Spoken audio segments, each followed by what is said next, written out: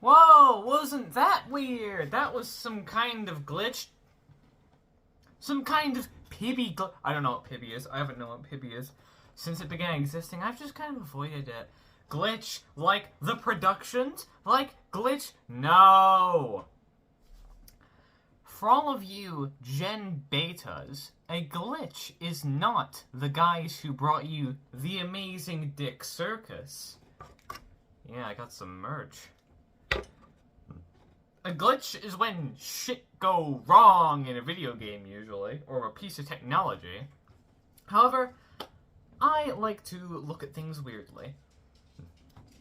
Video games are art, okay? If you argue that, then you're incorrect, and I hate...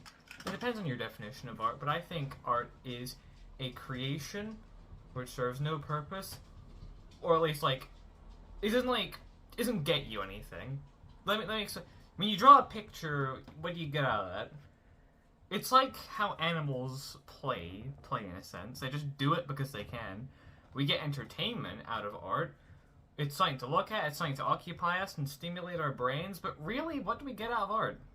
It's something that exclusively humans do, at least to my knowledge. If there's a documented case of like a gorilla doing a finger painting, I'd love to know.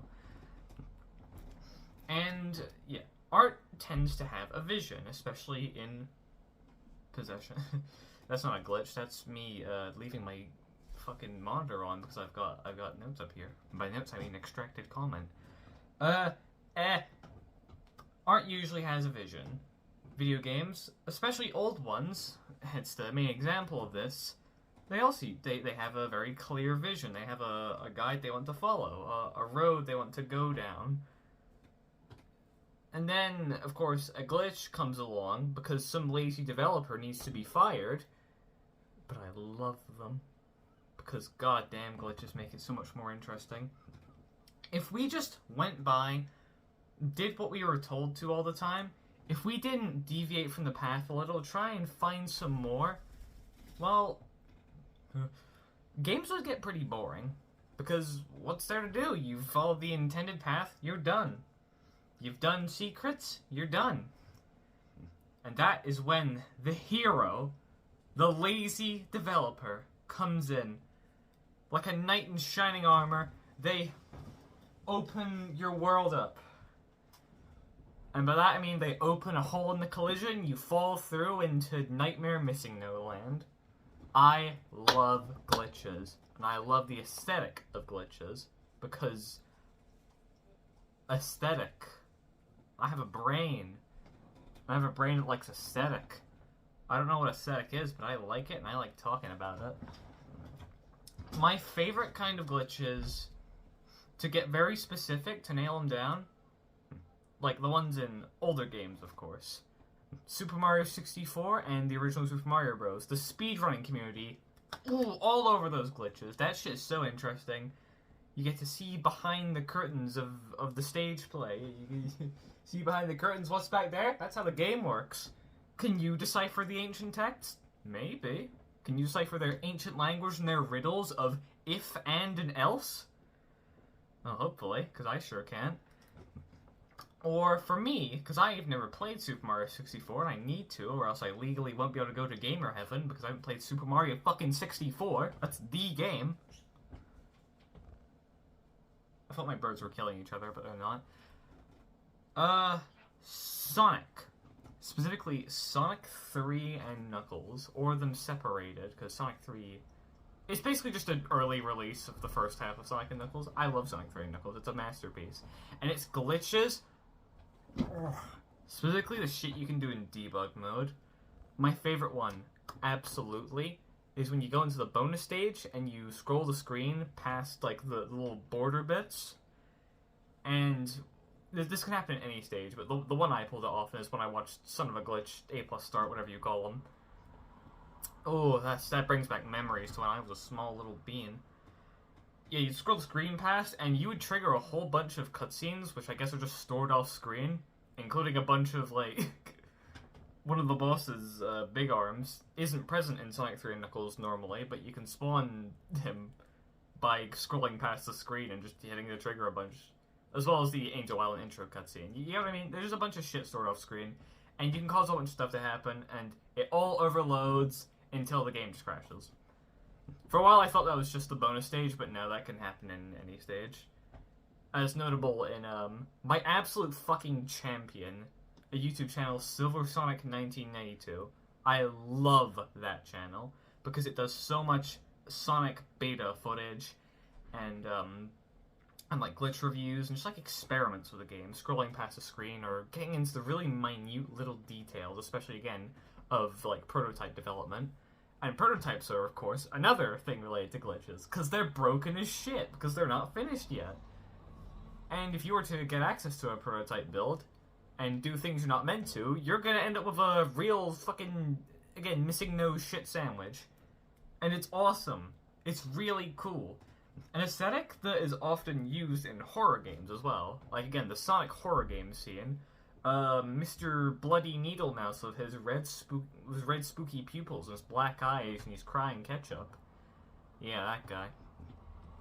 Glitches are often used in his games, Mr. Exy, as I call him. Yeah, fuck. Sorry, my brain had a bit of a glitch there, where I was like... The loopback zones in Sonic 3 are another thing I absolutely just love the vibe of. It's that feeling of, I'm not supposed to be here. It's like, you know, going to a school over, like, after closing hours at night, like in a horror game. Again, horror games use glitches and big empty areas with no objects or anything to try and invoke that feeling, I feel. Or just because it's just that feeling of, I'm not meant to be here, or something's off.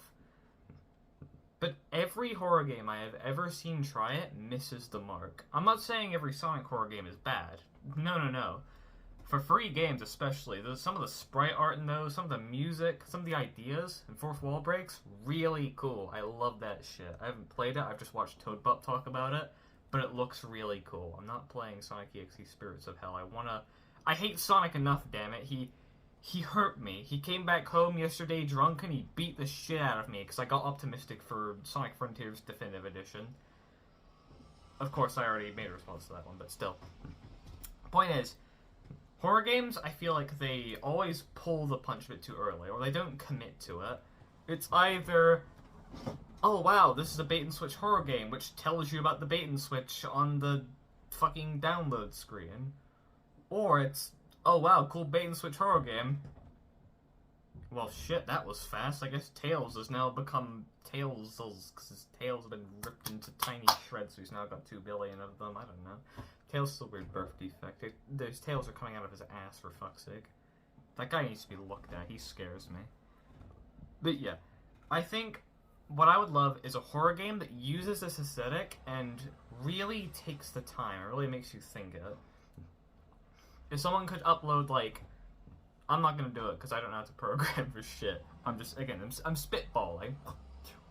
Some bored programmer release, kind of like Ellen Pendrive Azul, specifically the Vibing Leaf adaptation, the blue pen drive, where it's like, it's off, but the glitches are, like, believable, because normally a creepypasta protagonist will see, like, so anyways, I was playing my favorite childhood game, but then bloody red eyeballs appeared, and it showed me my credit card number. Figuring this was just a glitch, I continued playing. And then a demon comes out! Woo! Woo! I'm mind controlling you! Woo! Woo! Oh no! And now they're dead in real life, and there's hyper-realistic blood. I should do a video talking about the aesthetics of creepypastas, but right here I'm here to talk about glitches and horror games and stuff. I want a game where there's a guy who's like, oh, I'm gonna play Sonic 3, because I love Sonic 3. Mainly because that's where the phenomena came from. Or like, I'm gonna play a Sonic fan game, and it is a normal fan game, and it does the bait-and-switch thing, but it does it perfectly. Well, of course, perfection is impossible, but in this specific sense, you're playing for the game normally, and then an actual glitch, like a real believable glitch you'd see in a classic Sonic game happens. You clip through the ground, you zip out of bounds or something. And the game doesn't tell you what to do. I want it to just... To the average player, that's the end of the game. It's just like, oh, it's just a buggy, weird Sonic fan game. But then, say you activate the debug mode in that game and you explore out of bounds, you could find a loopback zone to an area. And it could be like, okay, well this is unnerving, but this is just a classic Sonic glitch, right? And then as you explore that more, nothing explicitly scary happens, but while you're in this unnerving area, just have things continue to get more off, but still keeping the glitches believable. No weird static textures everywhere. Don't hit me with the illegal instructions jump scare. Hey, I'm playing this game fair and square here, right? You didn't put a price tag on it. Why are you trying to out me for piracy? I just downloaded a fucking video game here. And I thought it was all good. Stop calling the police on me, jeez. But yeah, believable glitches, nothing explicitly scary, just a game where if you keep looking beneath the surface, and again, use the debug mode, that's a cool as fuck idea. I think there was one game that does it, I just don't recall which one it was, which should speak to its quality, or my memory.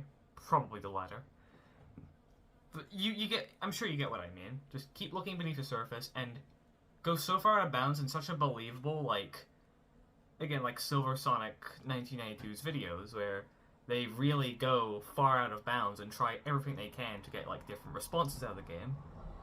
And then maybe if you, like, look extremely deep into the level that you get stuck on, if you don't have the game crash or spawn, like, 10 Eggman bosses, Sonic EXE comes along and, like, shows you his toes or something, I don't know. But yeah, that's my idea. Yap yap, ramble ramble, glitches are cool, and I love the aesthetic of... I should probably go home. Alright, so yeah, have a good day, goon.